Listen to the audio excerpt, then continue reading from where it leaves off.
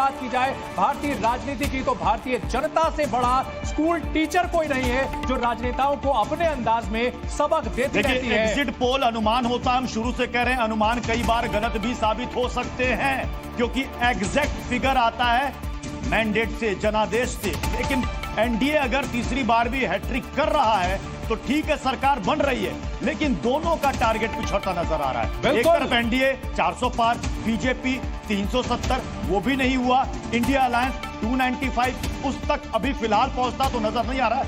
लेकिन अगर एनडीए की सरकार बन भी जाती है तो अपोजिशन विपक्ष ये जरूर कह सकता है कि एक मजबूत विपक्ष इस बार देश दे रहा है। बिल्कुल, एनडीए 293 सीटों पर आगे, रुझान में 219 सीटों पर इंडिया गठबंधन। और अलग अलग राज्यों में अगर बात करें तो राज्यों की जनता ने बिल्कुल किसी एक पैटर्न पर वोट नहीं किया है। यूपी की जनता का फ्रैक्चर्ड मैंडेट दिख रहा है तो वहीं पड़ोसी राज्य मध्य प्रदेश में बीजेपी वहां क्लीन स्वीप करती दिख रही है। अगर बात की जाए बिहार की तो और बिहार और झारखंड दोनों में एनडीए को काफी अच्छी बढ़त मिलती हुई दिख रही है। वहीं अगर बात की जाए राजस्थान, हरियाणा, इन सब राज्यों में, और अगर पंजाब की बात की जाए तो यहां इंडिया गठबंधन बाजी मारता हुआ नजर आ रहा है। महाराष्ट्र में भी बहुत ज्यादा नुकसान नहीं है बीजेपी को, लेकिन महाराष्ट्र में ये देखिए 24 सीट बढ़त बना ली है कांग्रेस अलायंस ने।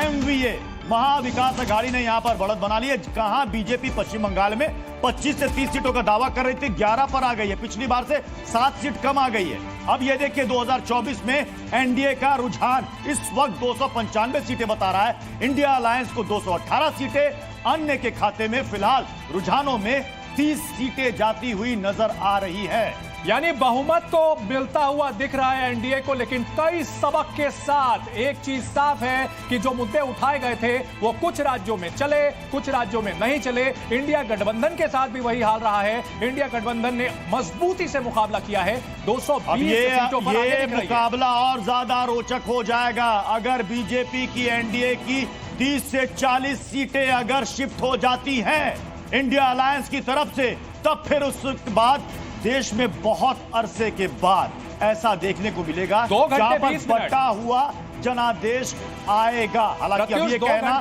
जल्दबाजी होगी, अभी ये कहना जल्दबाजी होगी क्योंकि फिगर्स बदल रहे हैं। 2 घंटे 20 मिनट में कंसोलिडेट काफी हद तक हो चुका है। नहीं, कई बार देखिए शुरुआत में तो हमें ऐसा लग रहा था 300 पार, एनडीए 300 पार ऐसा लग रहा था कि कहीं कोई सीन ही नहीं है। लेकिन धीरे धीरे करके जो हम कछुआ और खरगोश की कहानी बता रहे हैं ना, बहुत सही कहानी थी वो प्रत्युष। कछुए ने धीरे धीरे रफ्तार पकड़ी, कहा 50 से 220 जो 295 का टारगेट है 221 हो गया, अब ये 221 हो गया।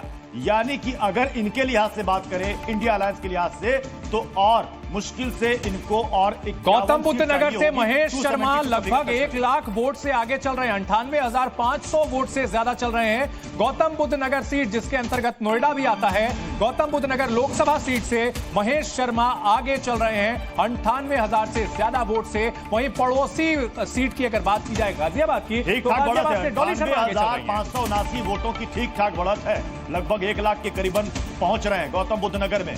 हालांकि समाजवादी पार्टी ने यहां पर, याद कीजिएगा, गौतम बुद्ध नगर में अपने प्रत्याशी को बदल दिया था। बिल्कुल। और इस वक्त की बड़ी खबर उत्तर प्रदेश से है। उत्तर प्रदेश में बीजेपी 41 सीट पर आगे दिख रही है। कांग्रेस और समाजवादी पार्टी का गठबंधन कमाल करता हुआ दिख रहा है, 37 सीटों पर आगे नजर आ रहा है। और यही उत्तर प्रदेश, जैसा कि कहा जाता है, उत्तर प्रदेश की जनता ही लोकसभा की राह दिखाती है, तो कहीं ना कहीं जो चुनावी रुझान है वो भी वही बता रहे हैं। आंध्र प्रदेश में रुझान क्या कह रहे हैं, बड़ी खबर आपके सामने। विधानसभा चुनाव में टीडीपी आगे, आपको बता दें कि आंध्र प्रदेश में इस बार लोकसभा के साथ साथ विधानसभा के चुनाव भी हुए हैं और ये विधानसभा चुनाव के रुझान है। टीडीपी 90 सीटों पर। अब सवाल है कि यहां पर क्या वाईएसआर की सरकार जा रही है क्या? बीजेपी 3 सीट पर, जेएनपी यहां पर 1 सीट पर।